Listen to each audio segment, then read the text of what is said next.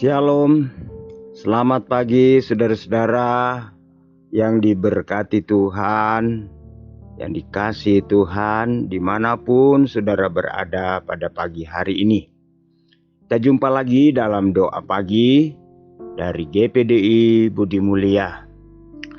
Bapak Ibu Saudara yang diberkati Tuhan, sebelum kita membaca firman Allah pada pagi hari ini yang akan menjadi renungan kita di sepanjang hari ini, saya ajak kita berdoa. Biarlah Roh Kudus menolong kita agar supaya firman Allah yang pagi hari ini kita dengar bersama itu boleh menjadi remah di sepanjang hari ini. Mari kita berdoa. Bapa Sorgawi, Bapa dalam nama Yesus, kami bersyukur, berterima kasih kepadamu pada pagi hari ini. Bapa, kami percaya kalau pagi hari ini kami boleh ada, kami lagi boleh bangun dengan tubuh yang sehat. Ini Bapa bukan karena kebetulan, bukan karena kuat dan gagah kami, tetapi kami percaya ini semua hanya karena anugerah Tuhan, hanya karena kemurahan Tuhan. Itu sebabnya Bapa, pagi hari ini kami datang kepadamu, kami rindu lagi untuk mendengarkan firman-Mu. Biarlah firman Allah yang kami dengar di pagi hari ini boleh menjadi pedoman bagi kami, boleh menjadi kekuatan bagi kami, boleh menjadi sesuatu yang bisa memandu kami di sepanjang hari ini dalam beraktivitas. Roh Kudus mengurapi kami semua. Berfirmanlah Tuhan dalam nama Yesus. Haleluya. Amin. Puji Tuhan. Saudara-saudara yang dikasihi Tuhan, pagi hari ini firman Allah saya ambil dari kitab Amsal. Ya, Amsal Sulaiman, pasalnya yang ketiga. Kemudian kita akan membaca ayat yang ke-5. Ya, dari Amsal pasal 3 ayatnya yang ke-5. Demikian bunyi firman Tuhan. Percayalah kepada Tuhan dengan segenap hatimu, dan janganlah bersandar kepada pengertianmu. Sekali lagi, percayalah kepada Tuhan dengan segenap hatimu, dan janganlah bersandar kepada pengertianmu. Saudara, firman Allah katakan, kalau kita mau menghampiri Tuhan, kita harus menghampiri dengan iman. Dalam Ibrani pasalnya yang ke-11 ayatnya yang ke-6. Ya, Ibrani pasal 11 ayat 6 firman Allah katakan, tanpa iman mustahil manusia diperkenankan. Sebab kalau kita menghampiri Tuhan, kita menghampiri Allah, kita berseru, kita harus menghampiri Dia dengan iman. Iman kata lain dari percaya. Nah, pagi hari ini kita diperhadapkan dengan satu ayat dalam Amsal pasal 3. Percayalah kepada Tuhan dengan segenap hati. Ya, percayalah kepada Tuhan dengan segenap hati. Ya, kalau saya membaca di dalam kamus bahasa Indonesia, segenap hati itu artinya utuh, penuh, artinya tidak kurang.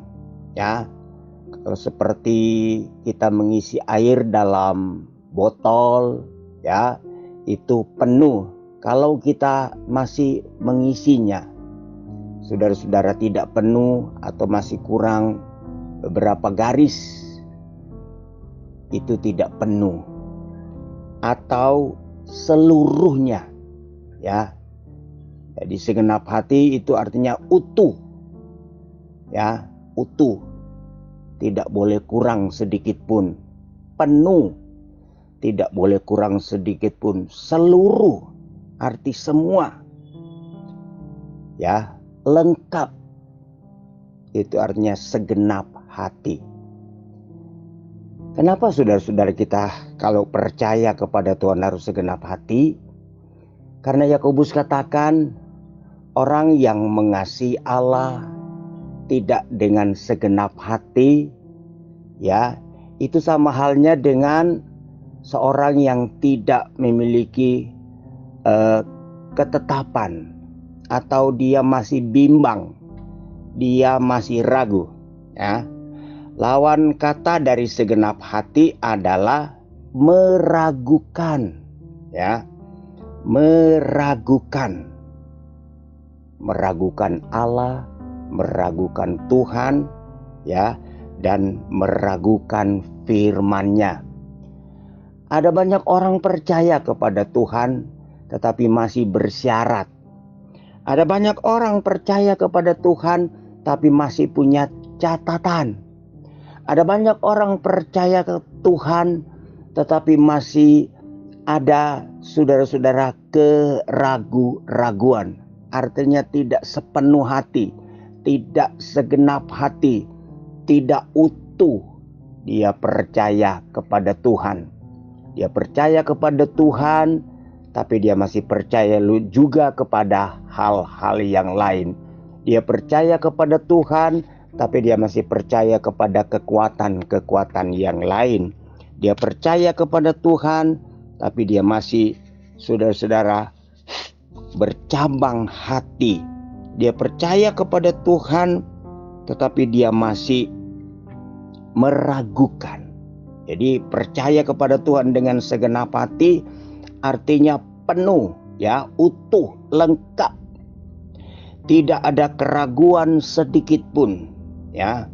Tidak ada istilah syarat. Ada banyak orang percaya kepada Tuhan dengan catatan. Ada orang berkata, aku akan percaya kepada Tuhan, akan mengasihi Tuhan dengan catatan. Kalau begini, kalau begitu, saudara, percaya kepada Tuhan itu tanpa ragu. Abraham ketika dipanggil Allah untuk keluar dari Ur Kasdim, untuk keluar dari negerinya, meninggalkan kampung halamannya, meninggalkan keluarganya, meninggalkan orang tuanya, saudara, dia tidak bertanya. Dia tidak, saudara-saudara, ada istilah, kemana Tuhan engkau menyuruh? Kalau engkau menyuruh, kalau engkau memanggil, apa keuntungannya? Apa tandanya? Apa syaratnya? Banyak orang Kristen sekarang percaya kepada Tuhan tapi masih meminta tanda, ya.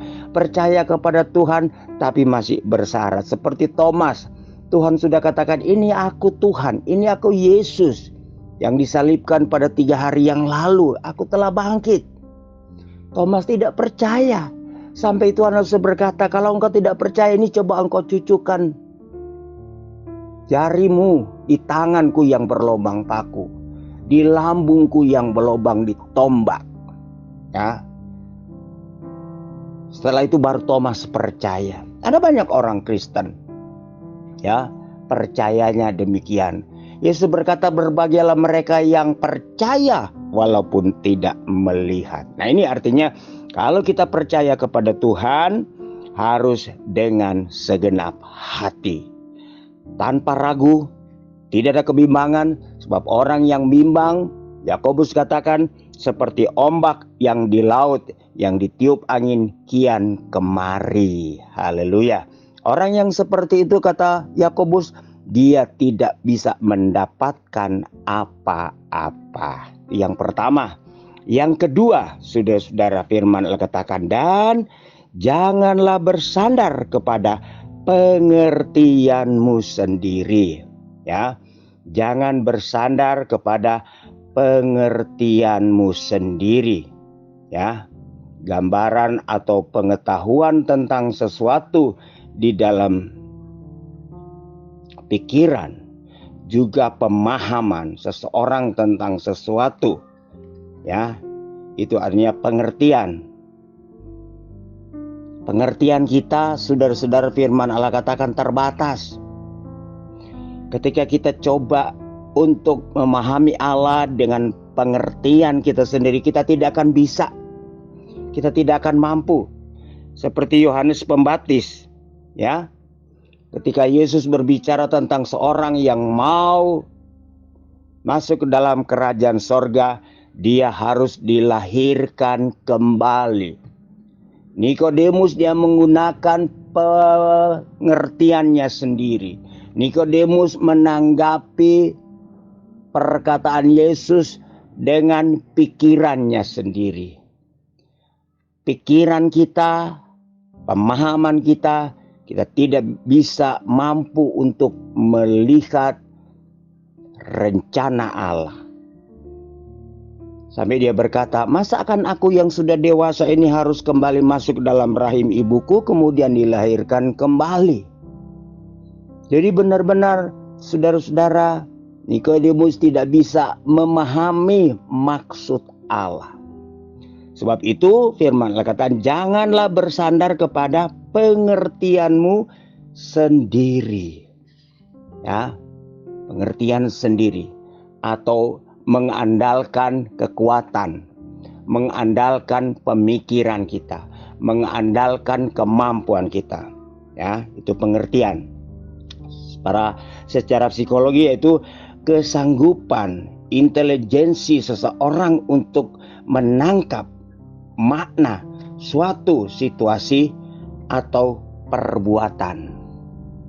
Saudara, kalau kita diperhadapkan dengan hal-hal yang lahiriah, hal-hal yang kita lihat setiap hari, saudara, mungkin kita bisa mengandalkan pengertian kita untuk memahami sesuatu yang kita lihat dengan kasat mata, wujudnya, bentuknya ada, mungkin kita bisa memprediksi. Tetapi ketika kita mencari Tuhan, ketika kita datang kepada Tuhan, ketika kita menghadapi sesuatu yang diperhadapkan dengan kita tidak bisa mengandalkan pengertian kita sendiri. Kita tidak bisa menyelesaikan dengan pengertian kita sendiri. Pengertian kita sangat terbatas. Ya, pengertian kita sangat terbatas. Sebab itu saudara-saudara, di dalam Efesus pasalnya yang ke-3 kalau saudara baca ayatnya yang ke-20, bahwa Tuhan kita itu adalah Tuhan yang sanggup ya memberikan sesuatu kepada kita yang melebihi dari apa yang kita minta. Tuhan sanggup memberikan sesuatu kepada kita melebihi daripada apa yang kita doakan. Saudara, kita berdoa terbatas. Kita tidak mampu menceritakan, dan ketika kita menceritakan, kita berdoa, kita hanya sebatas bercerita. Kita hanya sebatas menyampaikan. Sementara Allah yang kita sembah itu Allah yang sanggup memberikan melebihi daripada yang kita minta, melebihi daripada apa yang kita doakan. Sebab itu ketika kita datang kepada Tuhan, kita harus percaya dengan segenap hati. Ketika kita menghadapi sesuatu persoalan permasalahan dalam hidup ini, jangan kita bersandar kepada pengertian kita sendiri.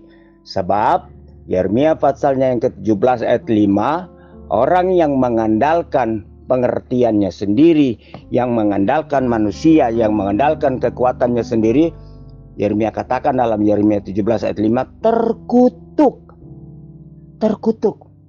Jadi saudara, bukan kita hanya akan tidak mendapatkan sesuatu ketika kita mengandalkan kekuatan, kita tidak mencari Allah dengan segenap hati, kemudian kita coba mengandalkan pengertian kita sendiri. Bukan hanya tidak mendapatkan apa-apa, tapi firman Allah katakan terkutuk. Nah, itu sebabnya marilah saudara, hari-hari ini kita mau percaya kepada Tuhan dengan segenap hati, dengan sepenuh hati, tanpa ada keraguan. Jangan sampai kita meragukan Allah, jangan sampai kita menyaksikan Tuhan. Kemudian jangan kita mengandalkan kekuatan dan kemampuan kita sendiri. Puji Tuhan, Tuhan Yesus memberkati kita semua. Terima kasih Bapa, terima kasih Tuhan. Dengarlah doa kami di pagi hari ini. Tuhan menolong dan memberkati kami semua di sepanjang hari ini. Dalam nama Yesus. Haleluya. Amin. Puji Tuhan, selamat pagi. Tuhan memberkati.